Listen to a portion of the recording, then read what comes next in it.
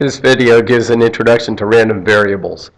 A random variable is a variable whose value is a numerical outcome of a random phenomenon. For instance, if you randomly select a person and measure their height, that would be a random variable. And it would be a continuous random variable because the height of a person could take on any value, say between 2 feet and 10 feet, and any variable it takes on, or potentially takes on all values in an interval of numbers, is a continuous random variable. When you're working with continuous random variables and you want to calculate probabilities, you're going to need to find areas under density curves, something you're very familiar with from working with normal distributions. If you have your random variable x and it has a density curve like this, the area under the curve is equal to 1. The curve lies above or on the x-axis all along its length. The probability that x falls between two values would just be the area under the curve between those two values. So it's the area over this interval under the curve. Now, I've written this two ways. I wrote it here with strict inequalities, and then I wrote that probability again with weak inequalities. It turns out it makes no difference. This expression and that expression have exactly the same value because the probability that x is equal to a is 0, and the probability that x is equal to b is 0. So whether you include a and b in this interval or don't, it makes no difference. Now, why is the probability of a 0? Well, because probabilities under density curves can only be areas, and if you're looking at one particular value of x, that would not give you any area. It would have no width. So whether you include the boundary values or not makes no difference in calculating these kinds of probabilities under density curves. Here's another example of a random variable. X is the number of heads in 5 flips of a coin. This kind of random variable is called a discrete random variable. It has a countable number of possible values. In fact, the value of x could be any whole number from 0 up to 5. You can't get fewer than 0 heads in 5 flips, and you can't get more than 5 heads in 5 flips. So the values that x can take on are 0, 1, 2, 3, 4, and 5. That's a countable number of possible values. This is a discrete random variable. Now, when you're talking about probabilities of discrete random variables, we usually talk about the whole distribution of probabilities for the random variable. And that would consist of, the probability distribution would consist of the x values and their associated probabilities, with two provisos. The probabilities have to be between 0 and 1 inclusive. That is, each probability has to fall within this interval. You can't have something happen less often than never or more often than always. And all the probabilities together must add up to 1. So you might remember that when we were talking about sample spaces. The probability of the sample space is 1. So this is related to that. Now here is that probability distribution for the number of heads you get in 5 coin flips. The values that x can take on are 0, 1, 2, 3, 4, and 5. The probabilities are these. Now you notice 32 is the common denominator in all of these. There's a reason for that. When you flip 5 coins, the first coin can come up 2 ways, the second coin can come up 2 ways, etc. And since there are 5 coins, there's 2 times 2 times 2 times 2 times 2, or 2 to the 5th ways the coins could turn up, and that's 32 ways, 2 to the 5th. Now there's only one way to get no heads. That's all 5 flips come up tails.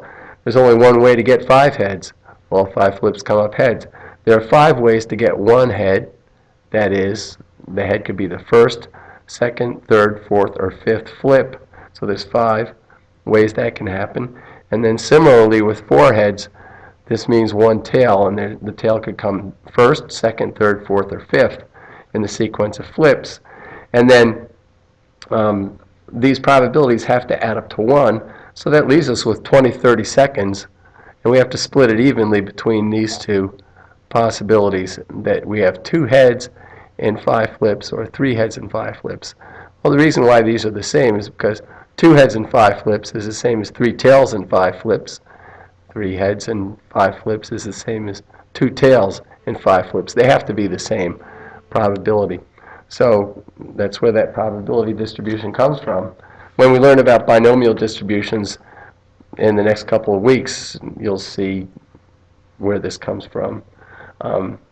Here's a histogram we can make. We don't use a density curve when we have a discrete random variable. We use a probability histogram, and that shows the values of x here on the horizontal axis, and then each bar corresponds to the probability in this list right here. So for 0 heads, the probability is 1 out of 32. For 1 head and 5 flips, the probability is 5 out of 32. So each bar has a height that corresponds to the probability of each outcome. So the heights of the bars show the probability of the outcomes at the base of the bar.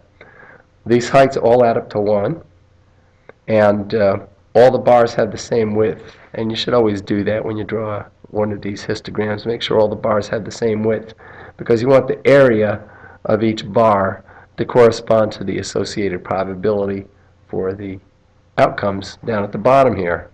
And the only way to make that fair is to make each bar the same width. Now, one of the reasons why we study random variables is because sample statistics are random variables. Because if you take a random sample and you calculate a statistic from it, and then you repeat the process and many times, you're going to get many different values for your sample statistic, and that statistic will be a numerical outcome of a random phenomenon, and so it's a random variable. Now, the two most popular sample statistics that we're going to look at in the next few weeks are x bar, which is the mean of a random sample. That's generated from quantitative data. And then p hat, which is the proportion of a random sample that has a given characteristic. And this comes from categorical data. And these are the two statistics we're going to spend most of our time with. And they come from quantitative data in the case of x bar and categorical data in the case of p hat. And if you can keep that distinction between quantitative data and categorical data in the forefront of your mind, it'll be a lot easier to work with these things. The probability of a statistic, probability distribution of a statistic rather, is what we call its sampling distribution. It's the distribution of all the values that the statistic could take in all random samples of a given size. And we're going to spend quite a bit of time looking at sampling distributions because they are really the key to statistical inference. So where we're going from here, we're going to look at random variables, and what we learn about random variables will give us some insights into the behavior of these random variables, the sample means and the sample proportions that you're going to encounter later on. And then we're going to be doing inference from these sample statistics to population parameters, and the sampling distribution is going to be the key concept that connects all that stuff together.